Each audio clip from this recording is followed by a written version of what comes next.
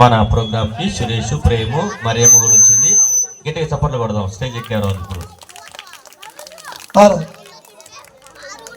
దయచేసి ఇంకా ఎవరైనా చిన్న బిడ్డలు కుర్చీలో కూర్చున్నటువంటి వారు ముందుకు వచ్చి కూర్చోండమ్మా. ఎవరైనా మ్యాట్ వేసింది అక్కడ కొత్త మ్యాట్ ఉంది, కూర్చోవచ్చు. మట్టేం కాదులే, వచ్చి కూర్చొని ఎడక నిలబడిన వాళ్ళందరూ కూడా.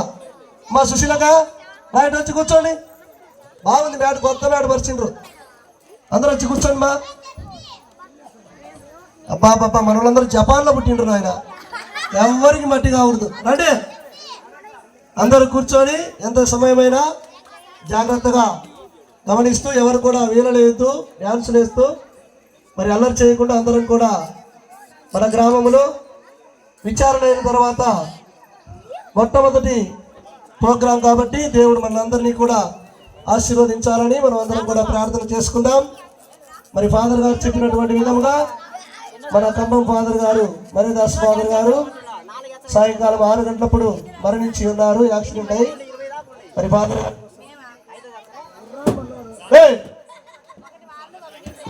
ఫాదర్ గారికి చూడండి, జాగ్రత్త. లైవ్ పెడుతున్నాడు, అమెరికా జర్మనీ పోతున్న live.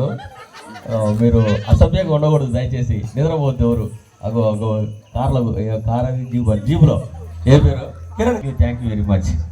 Thank you father.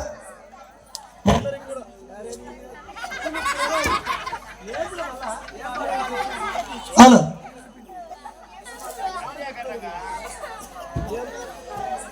Hello Ramana Saka పెట్టు, చంపలు మగుతా రాలి నీకు. మీ అందరికి కూడా నిద్రగిన వస్తే హలో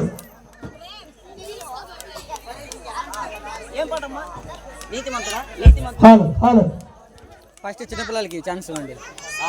గురం కాసయ్య మా కుటుంబ సభ్యులు మనందరి కోసం కూడా టీవీ ఏర్పాటు చేస్తూ ఉన్నారు. టీ రెడీ చేస్తున్నారు కాబట్టి ఎవరైనా నిద్ర వచ్చినటువంటి వారు మళ్ళీ వెళ్ళి టీ తాగి కప్పులు ఎట్టండి అక్కడ చూస్తారు కదమ్మా. ఎంతమంది టీవీ చూస్తారు? చేతులు ఎత్తండి.